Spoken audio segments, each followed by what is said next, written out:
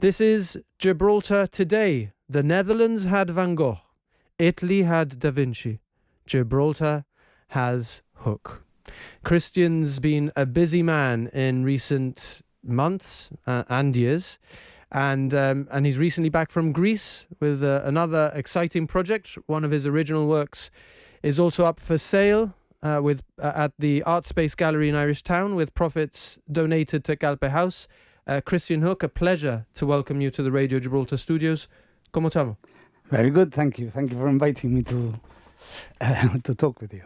Where should we start? Should we start with the Calpe House? Yeah, sure. Fundraisers? Yeah. So basically, every year since I started this career in the arts, I put aside like a third of my salary, really for charities, and I've done many in the last 10 years. I've done many projects. A third of your income? Yeah. And so I've done many projects in the UK. Many projects started with the royal family.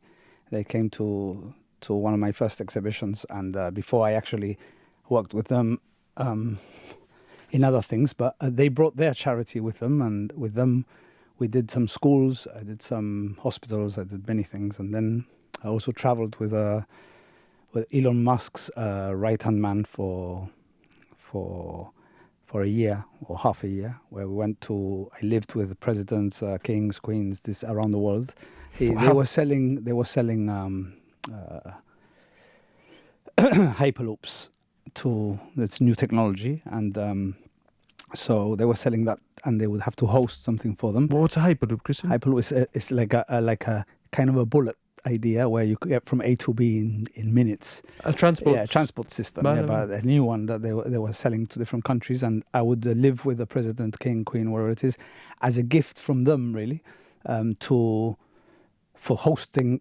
I mean, the hosting was something exorbitant, and so I would paint them, and then the painting would go to the National Gallery of the country. So I did the Maharaja. I did like lots of people, and I lived with them for a week or for something. So this I did China. Sounds like Beijing. something out of a film. Yeah, it was really strange, but it was interesting. It was very interesting, and it's amazing how different people live. It's but in India, I went with this charity called the Hummingbird Foundation. They took me up very near Jaipur and Jodhpur, very near, and there were people selling children all over the place.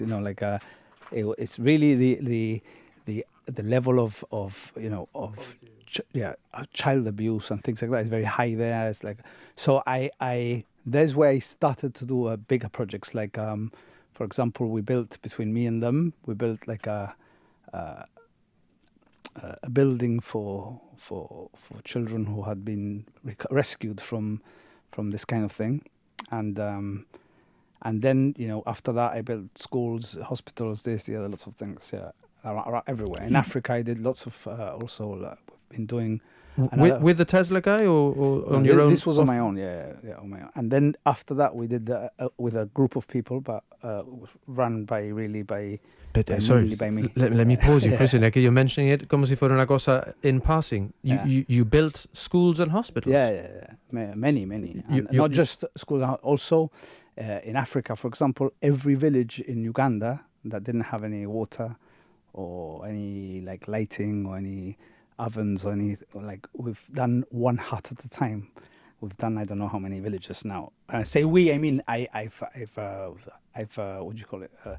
Funded it, yeah. Through another charity, through different things. Many times it's not charities, but basically I measure about a third has to go to different things. Sometimes it's not charities, and sometimes it's like an NGO projects that are that are going to benefit many people, that kind of thing. So I've been doing it for 10 years, and my philanthropy side outside Gibraltar has been one of the main one, on par with my artwork. I don't have a differentiation in it's not something that I do, like, for example, on the side. It's like as important 50-50, yeah. So I've always done that, and also my auntie, died from brain cancer, and I did, in Gibraltar. I've always for the last 10 years I've always been involved in trying to give as much as possible to the different charities. But because of that, every time that any cancer thing comes along, I always try and do something so that they can aid, because I know how much how horrible it can be, difficult it is for the families, for everything. So I mean, this part is not like the fact that I've given a painting now for Galway House. I mean, for all the other charities as well, I've done the same thing. It's like this just one one just more thing. caught our eye because because it's in Irish town, Yeah. and we got to know about it. But what you're saying is that this is part of a big Yeah, project it's for part you, of a massive philanthropic. project. Okay, sure. And what motivates you in that respect? I just started with that idea.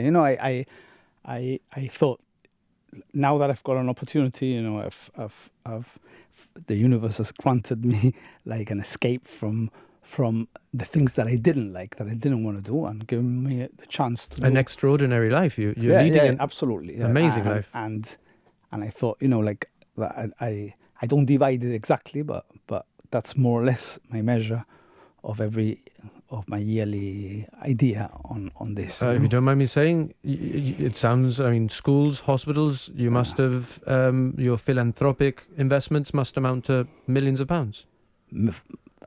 Yeah, a lot more than that. I think that some of them have been have grown since then as well.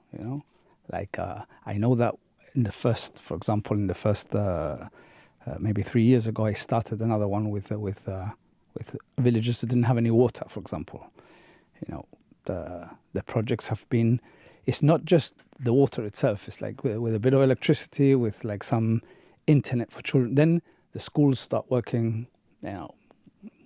People start living a different way. Then, like for example, raising or sending two young students to university so that they have doctors. So, like 3 years later, they come back and the village has a doctor. Like that kind of Forward thinking. Yeah. So in the end, the money that's put in, it's not just it grows into a much bigger thing.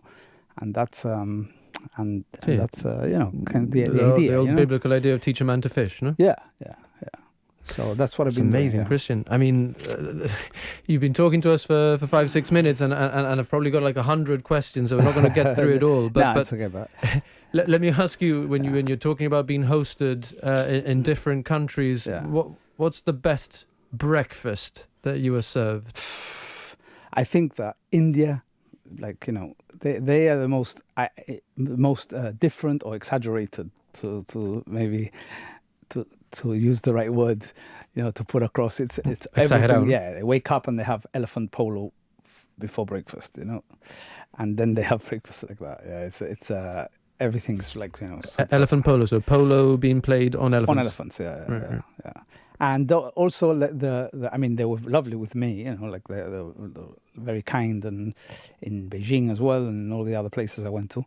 But everything's like super over the top, kind of thing, compared to the British. It's like something. So else. the British are understated. And these are like completely over the top, no? Over the top. Yeah. It was really. I mean, I unveiled the painting of the Maharaja in the Pink Palace that he has there in Jodhpur, I think it was, and they had all the Bollywood superstars doing a fashion show first. Like people firing guns and horses, like a festival on the street before. Then I sat down at the end of this, and there was hundreds of people sitting around, like of governors and this and all that stuff, And then all the Bollywood stars had a fashion show in the middle, and then there was a famous band playing or something, and then the Queen of India came to, the Princess of India came to unveil the painting, and it was like, then there was a dinner with people throwing fire, like Bugatti had new cars there. It was like, right. And in London, for example, like, even if it's something royal or whatever, like, they pull the They unveil the plaque They or unveil the plaque, painting. they clap, and they have a cucumber sandwich when you go home. And that's like the difference. Yeah. So anyway. So, yeah. Different cultures. Different cultures. And different emphases, but the work is, I suppose, similar in the different countries, no? What's the strangest conversation that you've had as part of these traveling, you know, when you've been traveling, been hosted, painting VVIPs? I've met many people. I mean, I went to see Jay-Z. I've seen like, many interesting people. Like, you know, in these years, I've met like lots of top people for top. I mean, I've had many conversations with Richard Branson. He invited me to space, to his first space flight with him. I've had but I don't really talk about these things. I've never ever really talked about any of this because because a lot of the stuff that I do outside, I try new projects all the time. So, and it's a lot of stuff. So I try and minimize like to whatever has a result that is in the news or in Sky News, for example, or whatever. Then people will find out. We'll ask you about it. Yeah. Or it'll come out in something. But a lot of the projects I don't talk about. You're not publicizing. No. And also I like it this way. It's like, I have a I have a 50% public life and a 50% private life where I can also many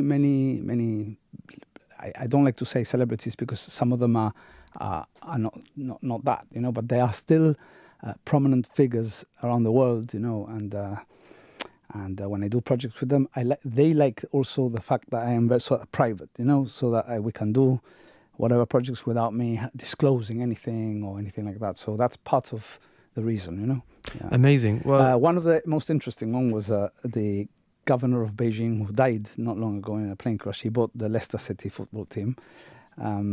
Shi Lai Liu, I think it's called something. I'm really bad at names, so forgive me for that. But he was very interesting because he'd been through three masters of meditation. Right? He told me that he used to be an absolute nightmare for a disgrace for the family, and he owned lots of nightclubs, prostitute places, like all this stuff. And then he met the first Buddhist monk, and then he had 3. And he became an absolutely spiritual. He had this room dedicated to them, and I did a painting for the National Gallery there, and of him. And he had learned how to do this dragon pose, which is like you can meditate with everybody there, like all the noise, people walking around, and all this stuff. And I did that with it. He did that, and I painted him like that.